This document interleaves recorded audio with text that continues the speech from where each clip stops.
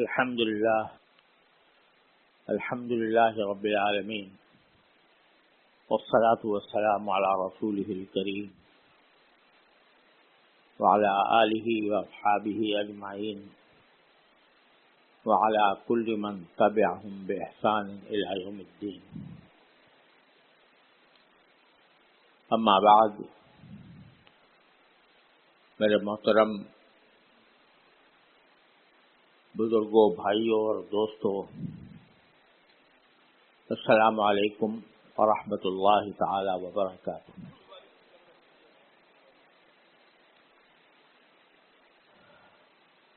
الحمدللہ ہم محرم کے مہینے کی برکتوں سے فیضیاب ہو رہے ہیں، اور جیسا کہ پچھلے جمعے میں نے عرض کیا تھا، آج محرم کے دنوں میں روزے رکھنا، اس کو رسول کریم صلی اللہ علیہ وسلم نے رمضان کے بعد سب سے زیادہ افضل روزے قرار دیے ہیں۔ اب چند دن بعد انشاءاللہ عاشورہ کا دن آنے والا ہے۔ عاشورہ کا معنی ہے 10واں دن، اور یہ محرم کے 10ویں دن کو عاشورہ کے نام سے عام طور پر یاد کیا جاتا ہے۔ اس دن کی بھی ایک خصوصی فضیلت ہے،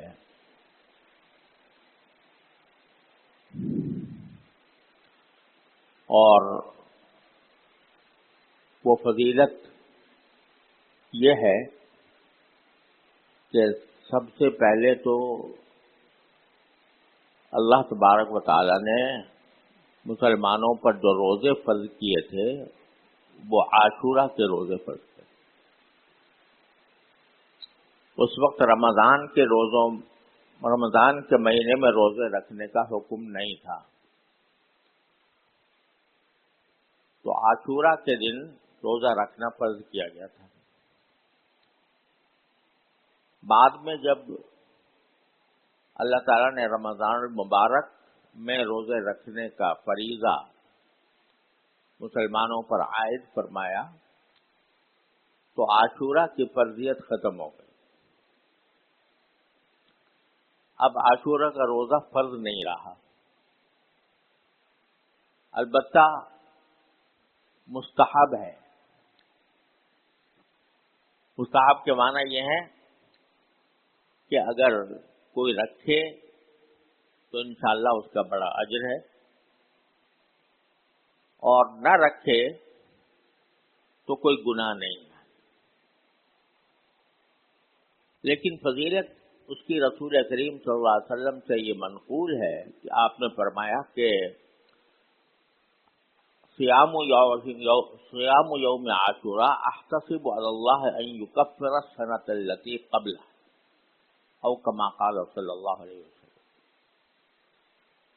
کہ عاشورہ کے دن کا روزہ میں اللہ تبارک و تعالی سے یہ امید رکھتا ہوں کہ وہ 1 سال پہلے کے گناہوں کا کفارہ ہو جاتا ہے۔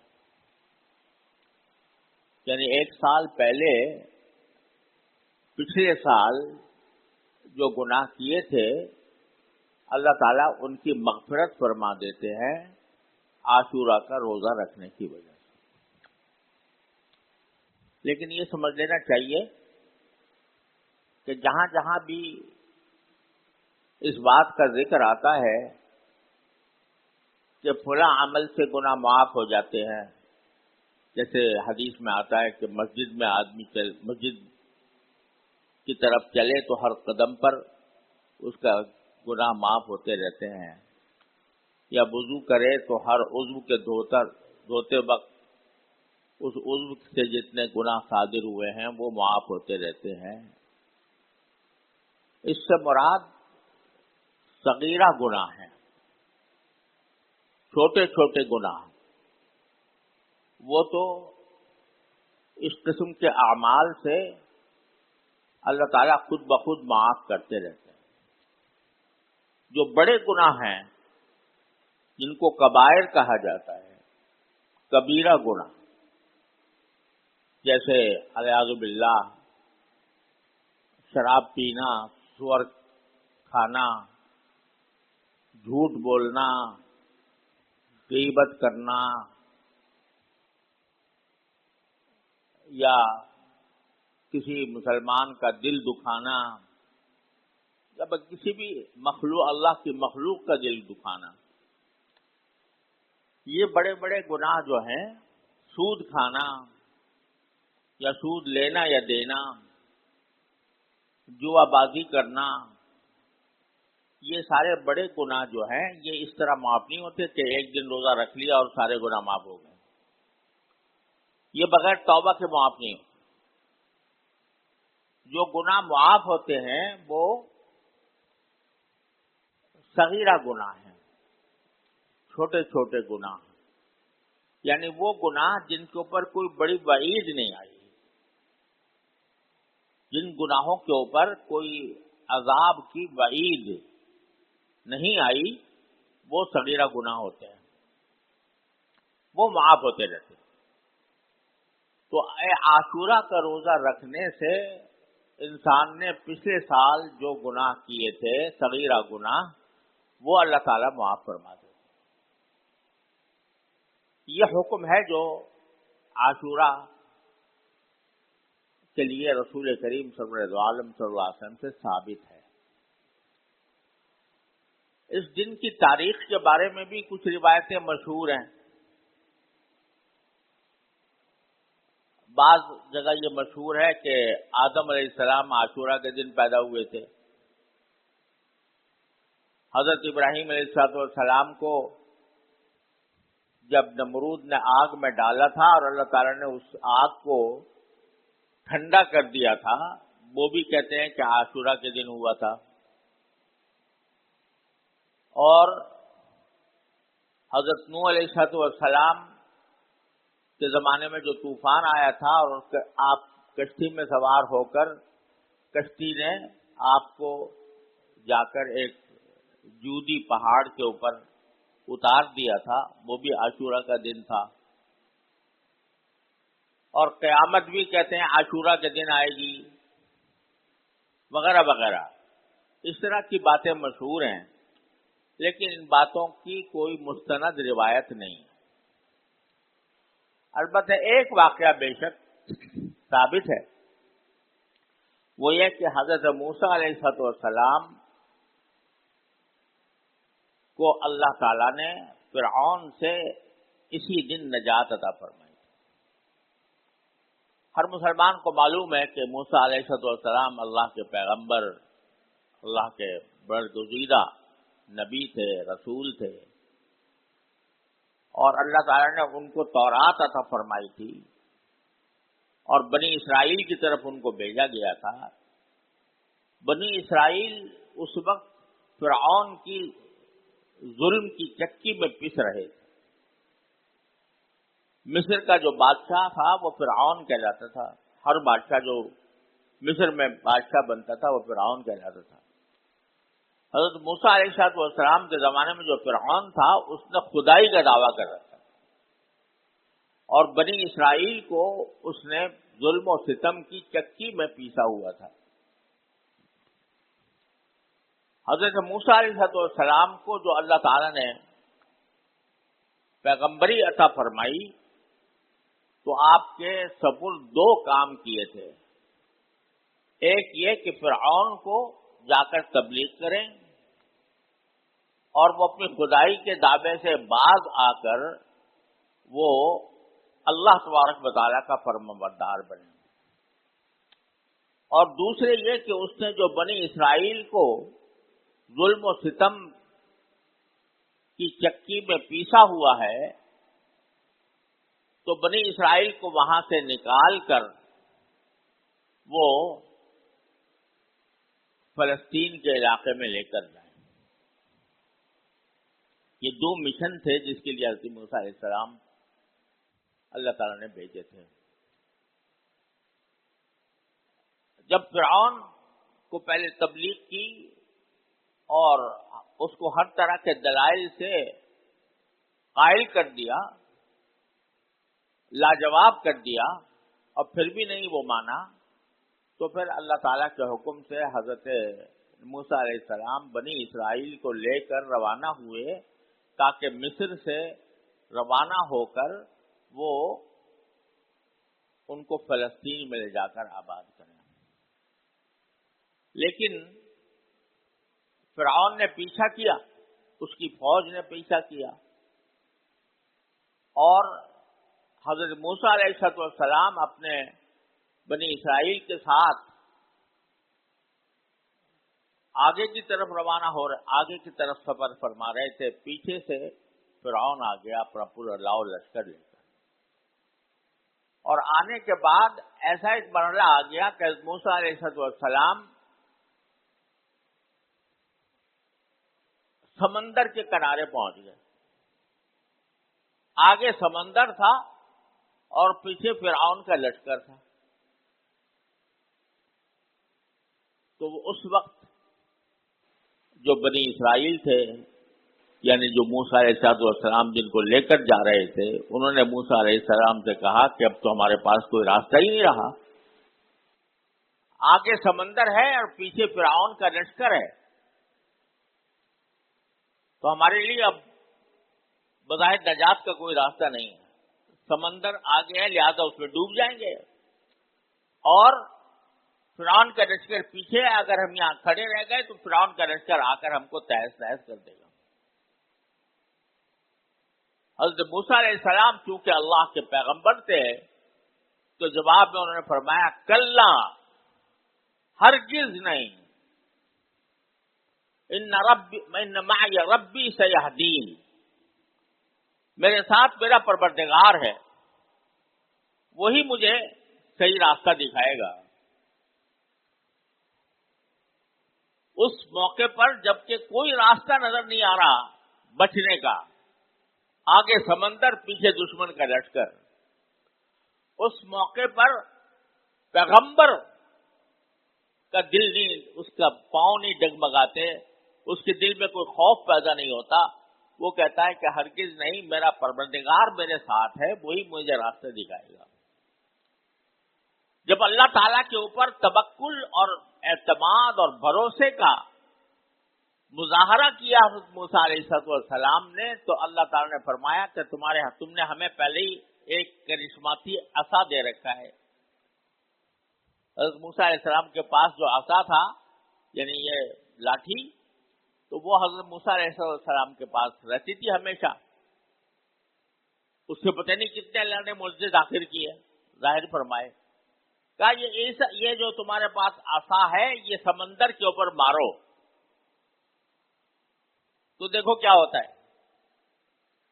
حضرت موسیٰ علیہ السلام نے عصا سمندر پر مارا اور اللہ تعالیٰ نے سمندر کے پانی کو کھڑا کر دیا، اس طرح کھڑا کر دیا کہ 12 راستے بن گئے، اس میں دونوں طرف پانی کھڑا ہے اور بیچ میں خشکی کا راستہ، اور 12 راستے اس لیے کہ بنو اسرائیل کے 12 قبیلے تھے، تاکہ ہر قبیلہ ایک اپنے اپنے راستے سے وہ سمندر سے گزر جائے۔ تو اللہ تبارک و تعالیٰ نے یہ معجزہ دکھایا، 12 راستے بن گئے، اور 12 راستوں کے ذریعے پوری حضرت موسیٰ علیہ السلام کا پورا لشکر پورے امن اور اطمینان کے ساتھ سمندر پار کر کے اگلی خشکی پر جا کر اتر گیا۔ فرعون نے دیکھا کہ راستے بنے ہوئے ہیں، تو اس وقت بھی اللہ نے اس کی آنکھیں بند تھیں اور اتنا نہ سمجھ سکا کہ یہ واقعہ جو پیش آیا ہے یہ یقیناً اللہ تعالیٰ کی طرف سے ہے اور مجھے چاہیے کہ میں ایمان لے آؤں، لیکن پھر بھی اس کو ایمان کی توفیق نہ ہوئی، اور اس نے اپنے لشکر کو بھی چاہا کہ انہی راستوں سے سمندر پار کرا دے۔ اللہ میں نے بھی راستے برقرار رکھے، اور فرعون کا لشکر انہی راستوں کے اوپر چل کر سمندر میں داخل ہو گیا۔ جب بیچ سمندر کے پہنچا اللہ تعالیٰ نے وہ سارے راستے بند کر دیے اور پانی آپس میں مل گیا، سمندر پھر بحال ہو گیا اور فرعون اس پانی کے اندر جب غرق ہونے لگا، اپنی موت سامنے نظر آ گئی، تو اس وقت نے کہا کہ میں ایمان لاتا ہوں موسیٰ اور ہارون کے پروردگار کے اوپر، لیکن اللہ تعالیٰ کی طرف سے جواب آیا کہ آل آنا وقد کنت من المفسدین، اب ایمان لاتا ہے جب آنکھوں سے موت نظر آ رہی ہے۔ توبہ اس وقت تک قبول ہوتی ہے جب تک کہ آدمی موت کے دہانے پر نہ پہنچ جائے۔ جب موت کے دہانے پر پہنچ جائے، موت آنکھوں کے سامنے نظر آنے لگے، اس وقت توبہ قبول نہیں ہوتی۔ الآن وقد عصیت قبل وکنت من المفسدین، اللہ نے کہا آج تمہاری توبہ قبول نہیں ہوگی، لہذا تمہیں غرق ہونا پڑے گا۔ لیکن ساتھ ہی اللہ تعالیٰ نے ایک عجیب اس کے در واقعہ پیش کر دیا، فَالْيَوْمَ نُنَجِّيكَ بِبَدَنِكَ لِتَكُونَ لِمَنْ خَلْفَكَ آیَةً، اب تمہیں ہم معاف تو کر نہیں سکتے، لیکن آج ہم تمہارے بدن کو سلامت رکھیں گے تاکہ تم آنے والوں کے لیے ایک عبرت کا نشان بن جاؤ۔ تمہارے بدن کو سلامت رکھیں، جو قرآن کہہ رہا ہے، جس سے یہ معلوم ہو رہا ہے کہ اللہ تعالیٰ نے فرعون کے بدن کو سلامت رکھا مرنے کے باوجود۔ جس وقت یہ آیت نازل ہوئی ہے اس وقت کسی کو پتہ نہیں تھا کہ فرعون کی لاش موجود ہے یا نہیں ہے، کہاں ہے، کسی کے علم میں نہیں تھا۔ مفسرین بھی جب اس آیت کی تفسیر کرتے تھے تو ان کو تھوڑا سا دشواری پیش آتی تھی کہ بھئی کہاں ہے وہ لاش، بدن جس کو محفوظ رکھنے کا وعدہ کیا تھا۔ لیکن اب سے تقریباً 200-250 سال پہلے سب اس کی لاش اسی سمندر سے برآمد ہوئی اور برآمد ہو کر اس کے اوپر تحقیقات ہوئی اور اس کو جو تھوڑا بہت اس کے اندر نقص آ گیا تھا اس کو درست کیا گیا، اور آج وہ لاش آج بھی قاہرہ کے عجائب خانے میں محفوظ ہے، میں نے اپنی آنکھوں سے دیکھی ہے۔ اللہ تعالیٰ نے یہ کہا فرمایا تھا کہ ہم تیرے بدن کو سلامت رکھیں گے، وہ بدن لاش کی شکل میں آج بھی محفوظ ہے قاہرہ کے عجائب گھر میں۔ یہ واقعہ جو پیش آیا تھا کہ اللہ تعالیٰ نے موسیٰ علیہ السلام اور ان کی قوم کو نجات دی اور فرعون غرق ہوا، یہ واقعہ بھی عاشورہ کے دن پیش آیا تھا۔ جب نبی کریم صلی اللہ علیہ وسلم مدینہ منورہ تشریف لائے، ہجرت فرمائی مدینہ منورہ کی طرف، تو آپ نے دیکھا کہ یہودی لوگ عاشورہ کے دن روزہ رکھتے ہیں۔ تو آپ نے پوچھا کہ بھئی یہ روزہ اس دن کیوں رکھتے ہیں، کس وجہ سے؟ تو یہودیوں نے بتایا کہ آج کا دن وہ دن ہے جس میں حضرت موسیٰ علیہ السلام کو اللہ تعالیٰ نے فرعون سے نجات عطا فرمائی تھی اور فرعون غرق ہوا تھا، لہذا ہم اس لیے روزہ رکھتے ہیں۔ تو نبی کریم صلی اللہ علیہ وسلم نے فرمایا کہ بھئی موسیٰ علیہ السلام کے زیادہ حقدار تو ہم ہیں، تم تو موسیٰ علیہ السلام کی وفات کے بعد گمراہی میں پڑ گئے، بہت سے انبیاء کو قتل کیا تم نے، بہت سے انبیاء کا انکار کیا، عیسیٰ علیہ السلام کو نہیں مانے، اور جب نبی خاتم النبیین صلی اللہ علیہ وسلم تشریف لائے تو ان کو نہیں مانے، اس لیے تم سے زیادہ حقدار موسیٰ علیہ السلام کے تو ہم ہیں، لہذا آپ نے فرمایا کہ عاشورہ کے دن روزہ رکھنا، یہ حدیث میں آتا ہے۔ پھر وہ فرض ہو گیا اور بعد میں پھر مستحب ہو گیا۔ تو ایک واقعہ بے شک اس دن سے متعلق ہے. رسول کریم صلی اللہ علیہ وسلم ہر عاشورہ کو روزہ رکھتے تھے، پہلے فرض ہونے کی حیثیت سے اور بعد میں مستحب ہونے کی حیثیت سے. لیکن جب آخر سال آیا، آپ کی حیات طیبہ کا آخری سال آیا، تو اس وقت آپ نے ایک بات ارشاد فرمائی، وہ یہ کہ اگرچہ ہم نے روزہ رکھنا شروع کیا تھا، حضرت موسیٰ علیہ السلام کا خیال آیا تھا کہ ان کے نجات کا واقعہ وہ ہمارے لیے زیادہ، ہم سب کے لیے زیادہ اس بات کا مستحق ہے کہ ہم اس دن میں روزہ رکھیں. لیکن ساتھ ہی پھر خیال یہ آیا کہ اس سے یہودیوں کے ساتھ مشابہت ہو جائے، یہودیوں کے ساتھ مشابہت ہو جائے گی، یعنی یہودی بھی روزہ رکھ رہے ہیں اور مسلمان بھی رکھ رہے ہیں،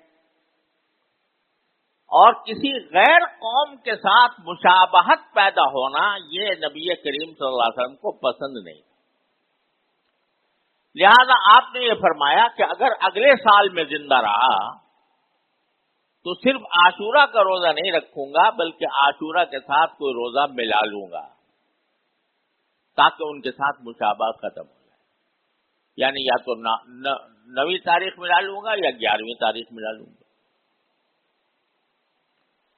یہ ارادہ آپ نے ظاہر فرمایا، جس سے معلوم ہوا کہ رسول کریم صلی اللہ علیہ وسلم کو یہ زیادہ پسند ہے کہ آدمی اگر عاشورہ کا روزہ رکھنے کا ارادہ رکھتا ہے تو یا تو 9 تاریخ کا بھی رکھ لے یا 11 تاریخ کا بھی رکھ لے. آپ کو یہ زیادہ پسند، اگرچہ خود آپ نے اپنی حیات طیبہ میں اس پر عمل نہیں فرمایا، لیکن یہ فرمایا تھا کہ اگلے سال اگر میں زندہ رہا تو اس طرح کروں. اس لیے فقہاء امت نے یہ فرمایا کہ عاشورہ کا روزہ اگر اس کے ساتھ آدمی ایک دن اور ملا لے، چاہے ایک دن پہلے چاہے ایک دن بعد، تو یہ رسول کریم صلی اللہ علیہ وسلم کی خواہش کی تکمیل ہو. لیکن اب بھی اگر کوئی صرف عاشورہ ہی کا روزہ رکھے تو کوئی گناہ نہیں. لیکن اس میں ایک سبق ہمیں ملتا ہے، سبق یہ ملتا ہے کہ ایک اچھے کام میں بھی کسی غیر مسلم قوم کی مشابہت پسندیدہ چیز نہیں. روزہ رکھنا ایک اچھا کام ہے، عبادت ہے، اس میں بھی کسی غیر مسلم قوم جیسا رویہ اختیار کرنا، ان کی مشابہت اختیار کرنا، یہ رسول کریم صلی اللہ علیہ وسلم نے پسند نہیں فرمایا. تو جب عبادت میں ان کی مشابہت پسند نہیں تو اور دنیا کے کاموں میں، اپنے لباس میں، اپنی پوشاک میں، اپنی چال ڈھال میں، اپنے طریقوں میں ان کی مشابہت اختیار کرنا کیسے پسند ہو سکتا ہے؟ آدمی غیر مسلم قوموں کا لباس اختیار کرے، وہ داڑھی منڈاتے ہیں تو ہم نے بھی منڈانا شروع کر دی، وہ ایسا لباس پہنتے ہیں ہم نے بھی وہ لباس شروع کر دیا، وہ سالگرہ مناتے ہیں ہم نے بھی سالگرہ منانی شروع کر دی، وہ نیا سال مناتے ہیں ہم نے بھی نیا سال منانا شروع کر دیا. تو یہ مشابہت رسول کریم سرورت عالم صلی اللہ علیہ وسلم کو پسند نہیں تھی. مسلمان اپنے طور پر خود ایک ملت ہے، ایک امت ہے، ایک دین ہے، اس کے اپنے شعائر ہیں، اس کی اپنی علامتیں ہیں، اس کا اپنا تشخص ہے. اس تشخص کو برقرار رکھنا اور غیر مسلم قوموں کے ساتھ مشابہت سے بچنا، یہ بھی دین کا ایک تقاضا ہے. خلاصہ یہ کہ عاشورہ کی یہ فضیلت جو احادیث سے ثابت ہے وہ میں نے آپ کے سامنے عرض کی. بعض لوگ یہ سمجھتے ہیں کہ 10 محرم کا دن کو، جو 10 محرم کے دن کو جو مقدس سمجھا جاتا ہے یا اس کی جو فضیلت ہوتی ہے، وہ اس لیے ہوتی ہے کہ حضرت حسین رضی اللہ تعالی عنہ نبی کریم سرور دو عالم صلی اللہ علیہ وسلم کے نواسے جگر گوشہ حضرت سیدنا حسین رضی اللہ تعالی عنہ اس دن شہید ہوئے تھے. کربلا کا واقعہ پیش آیا تھا اور کربلا میں حضرت حسین رضی اللہ تعالی عنہ شہید ہوئے تھے. تو بعض لوگ سمجھتے ہیں کہ محرم کی جو خصوصی علامت ہے یا خصوصی تشخص ہے یا اس کے جو خصوصی فضیلت ہے وہ اس لیے کہ اس دن میں حضرت حسین رضی اللہ تعالیٰ عنہ کو شہید کیا گیا. یہ بات صحیح نہیں. حضرت حسین کی شہادت کا واقعہ تو بہت بعد میں پیش آیا. رسول کریم صلی اللہ علیہ وسلم نے پہلے ہی سے اس دن کی فضیلت بیان کر رکھی تھی. ہاں، حضرت حسین رضی اللہ تعالیٰ عنہ کا یہ اعزاز ہے، ان کی یہ فضیلت ہے کہ اللہ تعالیٰ نے ان کو عاشورہ کے دن شہادت کے عظیم منصب پر سرفراز فرمایا. اور واقعہ یہ ہے کہ نبی کریم صلی اللہ علیہ وسلم کے نواسے، محبوب نواسے، ان کو ظالموں نے شہید کیا میدان کربلا میں. انہوں نے تو اپنی ثقافت کا سامان کر لیا جنہوں نے حضرت حسین رضی اللہ تعالیٰ عنہ کو شہید کیا، لیکن حضرت حسین رضی اللہ تعالیٰ عنہ کی عظمت اور فضیلت کی یہ بات ہے کہ اللہ تعالیٰ نے ان کو شہادت کے مرتبے پر اس دن فائز کیا جو عاشورہ کا دن تھا. لہذا یہ عاشورہ کے دن کی فضیلتیں یہ ہیں جو میں نے عرض کر دی. بعض لوگوں نے اس میں طرح طرح کی رسمیں بنا رکھی ہیں. مثلا یہ کہ بھئی عاشورہ کے دن کھچڑا ضرور پکے گا، اگر کھچڑا نہ بنا تو عاشورہ ہی نہ ہوا. یہ فضول کی رسمیں، اس کا کوئی تعلق دین سے، اسلام سے نہیں. اور اس سے زیادہ بری رسم یہ ہے کہ اس دن کو، عاشورہ کے مقدس دن کو، ماتم اور حضرت حسین رضی اللہ تعالیٰ عنہ کی شہادت کے اوپر غم کے اظہار کا ذریعہ بنائیں. اس کے لیے تازیے نکالتے ہیں، اس کے لیے علم نکالتے ہیں، اس کے لیے ماتم ہوتا ہے، اپنے آپ کو مارا جاتا ہے، پیٹا جاتا ہے. اس کی بھی کوئی اصل دین دور دراز تک دین کے کسی حکم میں نہیں ہے. لیکن شیعہ حضرات ہیں جو اپنے مسلک کے مطابق یہ کام کرتے ہیں.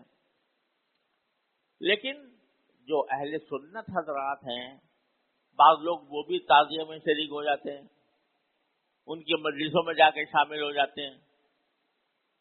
تو کم از کم جو اہل سنت ہیں وہ اپنے مسلک پر قائم رہیں اور ان چیزوں سے متاثر نہ ہوں. اپنے مسلک کو چھوڑو نہیں اور دوسرے کو چھیڑو نہیں. چھیڑے نہیں کا معنی یہ ہے کہ افسوس ہے اور انتہائی افسوس کہ جب محرم کے یہ دن آتے ہیں تو پورا ملک منجمد ہو جاتا ہے. ساری سرکاری طاقتیں وہ اس ایک جلوس کے اوپر، اس جلوس کے تحفظ پر لگ جاتی ہیں جس جلوس کا شریعت میں، قرآن میں، سنت میں، خود اہل بیت کے تعامل میں کوئی تصور نہیں. حضرت حسین رضی اللہ تعالیٰ عنہ کی شہادت کے بعد خود اہل بیت موجود رہے. وہ اہل بیت جو ہمارے سر کے تاج ہیں وہ موجود رہے. کوئی ایک دلیل کوئی بتا دے کہ انہوں نے ماتم کیا ہو، انہوں نے جلوس نکالا ہو، انہوں نے علم کھڑا کیا ہو کسی کی تاریخ میں کوئی وجود نہیں ملتا. خود میں نے بڑے بڑے شیعہ علماء سے پوچھا کہ کیا جلوس نکالنا آپ کے یہاں فرض ہے آپ کے مسلک میں؟ اگر آپ کے مسلک میں فرض ہے تو بھئی چلو ہم گوارا کریں. لیکن سب نے یہ کہا ہمارے مسلک میں کوئی فرض نہیں ہے جلوس نکالنا. یہ بلکہ بعد میں لوگوں نے یہ طریقہ ایجاد کر لیا. لیکن جس کا اس مسلک کی بنیاد میں بھی کوئی حصہ نہیں ہے جلوس نکالنے کا، جس کی وجہ سے پورا کاروبار زندگی معطل ہے، سڑکیں بند ہیں، آمد و رفت کے راستے بند ہیں، ان کی خاطر اور حکومت کی پوری مشینری اس کے تحفظ پر لگی ہوئی ہے. اور پچھلے دنوں افسوس ہے کہ پچھلے دنوں انہی جلوسوں میں صحابہ کرام رضی اللہ تعالی عنہ کے اوپر گستاخی کے کلمات کہے گئے، علل اعلان کہے گئے. تو میرے بھائیوں، یہ بڑے افسوس کی بات ہے کہ ایک ایسی بات جو اس مذہب شیعہ میں بھی فرض نہیں، واجب نہیں، اس کے لیے پورے ملک کو معطل کر دیا جاتا ہے. لیکن بہرحال اس کے لیے اس کے بارے میں جو سنجیدہ اور پرامن کوشش ہو سکتی ہے وہ علماء ہمیشہ کرتے رہے ہیں. لیکن ایک بات یاد رکھیں کہ قتل و قتال یا مار دھاڑ، ایک دوسرے پر حملے کرنا، یہ کسی طرح بھی کسی مذہب میں جائز نہیں. افسوس ہے کہ ہمارے ہاں جب محرم کا مہینہ آتا ہے تو حکومتی اداروں کو امن و امان قائم رکھنے کے لیے اجتماعات بلاتے ہیں، علماء کو بلاتے ہیں، بھئی لڑنا نہیں، ایک دوسرے کو مارنا نہیں. اور افسوس ہے کہ ہر مذہب میں ایسے انتہا پسند اور مشتعل لوگ موجود ہیں جو فتنہ پیدا کرتے ہیں اور اس مذہبی اختلاف کو لڑائی اور قتال اور لڑائی میں تبدیل کر دیتے ہیں. ابھی پچھلے دنوں واقعہ پیش آیا، ایک شیعہ ڈی ایس پی کو قتل کر دیا گیا. اس کے بدلے میں ایک ہمارے بیچارے معصوم امام جس کا کوئی تعلق نہ کسی سیاست سے نہ کسی جھگڑے سے، وہ امام صاحب شہید کر دیے گئے. تو اس جھگڑے کو یا اس اختلاف کو باہمی منافرت کا، اور منافرت ہی نہیں قتل و قتال کا ذریعہ بنانا، یہ کسی مذہب میں جائز نہیں، حرام ہے بالکل. اس کے اندر شرکت کرنا یا اس قسم کی تحریکوں میں حصہ لینا جو دوسروں کی جان لینے کے در پہ ہو، یہ حرام ہے. وہ حرام ہے جس حرام کی طرف نبی کریم سرور عالم صلی اللہ علیہ وسلم نے حجۃ الوداع کے موقع پر اس سے ڈرایا تھا اور کہا تھا کہ خدا کے لیے ایسا نہ کرنا، تم ایک دوسرے کی گردنیں مارنے لگو. لہذا اس سے پرہیز ضروری ہے. نہ ان کی رسموں میں، ان کے طریقوں میں شریک ہونا ہے، کیونکہ وہ جانے ان کا اللہ جانے، اور نہ لڑائی کا یا قتل و قتال کا یا ایک دوسرے کی جان لینے کا کوئی عمل یہ کسی مومن کے لیے مناسب، حرام ہے، بالکل جائز نہیں. اللہ تعالی ہمیں عاشورہ کی برکات سے سرفراز فرمائے اور اپنے دین کے مطابق عمل کرنے کی توفیق عطا فرمائے اور ہر طرح کے شر اور فتنے سے ہماری حفاظت فرمائے. وآخر دعوانا الحمدللہ رب العالمین.